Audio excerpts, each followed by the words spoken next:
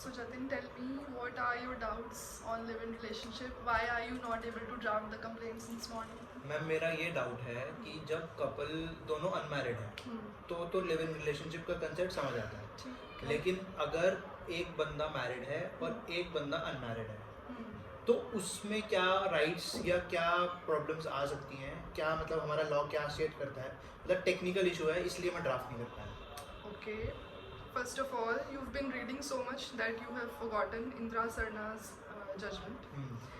उसमें 5 कैटेगरी बताई गई थी कि किन किन लोगों को आप लिव इन रिलेशनशिप में कंसिडर करेंगे, और करेंगे तो उनके क्या राइट्स होंगे, क्या लिमिटेशंस होंगी। तो let me refresh your memory.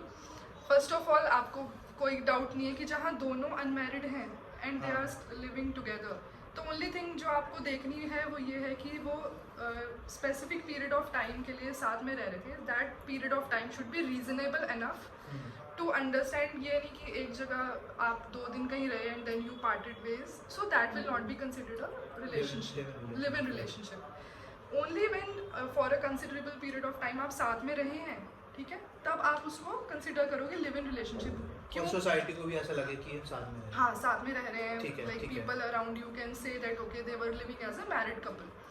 उसमें क्या फ़ायदा होगा वो मैं अभी बाद में आती हूँ। Second sort of relationship is when the husband, I mean the man is married and the lady is unmarried, and knowing that he is married she is still living with that person, that is also live in relationship. But उसमें क्या देखा जाएगा कि nature of marriage है कि नहीं, क्यों देखा जाएगा, for what purpose, I will come back. Third sort of relationship is when the man is unmarried and the lady is married, and again knowingly they are living together irrespective. Fourth sort of relationship wherein the lady is unmarried, the man is married, but she does not know that he is married. ठीक है। और पांचवा type क्या आ गया, where the couple is of same sex. अब जो पहला वाला है उसमें क्या है कि आप तो कुछ नहीं देखना, बस ये देखना है कि वो साथ में रह रहे थे एज अ कपल। तो उसमें अगर बच्चे भी हुए हैं, ठीक है, तो उसमें बच्चे will be considered as legitimate. Apart from that she will have maintenance right. कहाँ डोमेस्टिक वायलेंस एक्ट में भी उसको मेंटेनेंस का राइट है, और section 125 of CRPC criminal procedure code में भी उसको राइट है to claim maintenance. Plus she has right of shared household as well, मतलब जहाँ पर वो the person is for instance living with his family, irrespective कि वो जो घर है उसका खुद का ओन्ड घर है, सेल्फ एक्वायर्ड है या एंसेस्ट्रल है, irrespective she will have the right कि अगर मुझे घर से उसको बाहर निकाला गया है तो मैं बोल सकती हूँ, if I am that woman, that I will be given shared house hold. ठीक है। सेकेंड सिचुएशन, थर्ड सिचुएशन में और फोर्थ सिचुएशन में, तीनों में ये था जहाँ पर एक जो पर्सन था मैरिड था और एक अनमैरिड था, उसमें हमें ये प्रूव करना है कि वो नेचर ऑफ मैरिज जो है वो थी कि नहीं। अब नेचर ऑफ मैरिज क्या होता है, ठीक है, whether they had intent to live together and procreate children and have all the other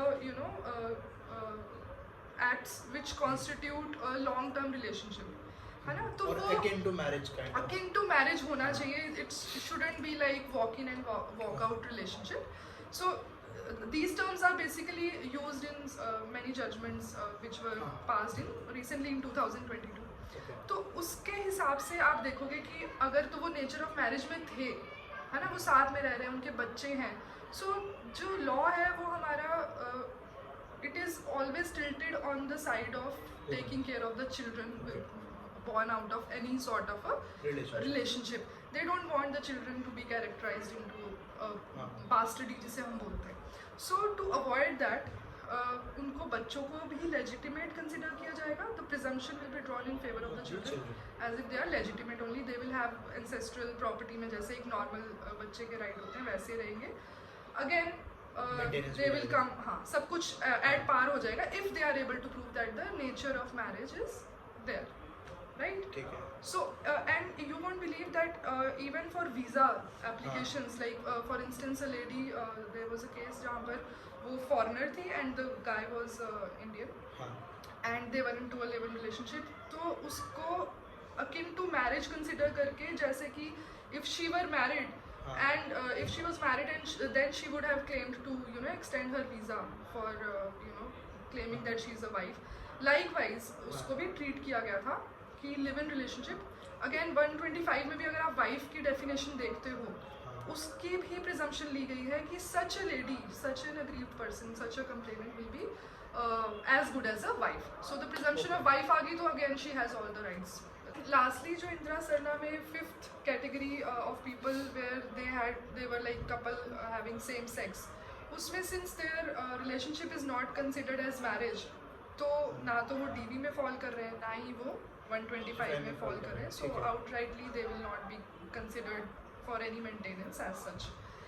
So I hope Jatin सारे doubts अब clear हो गए होंगे.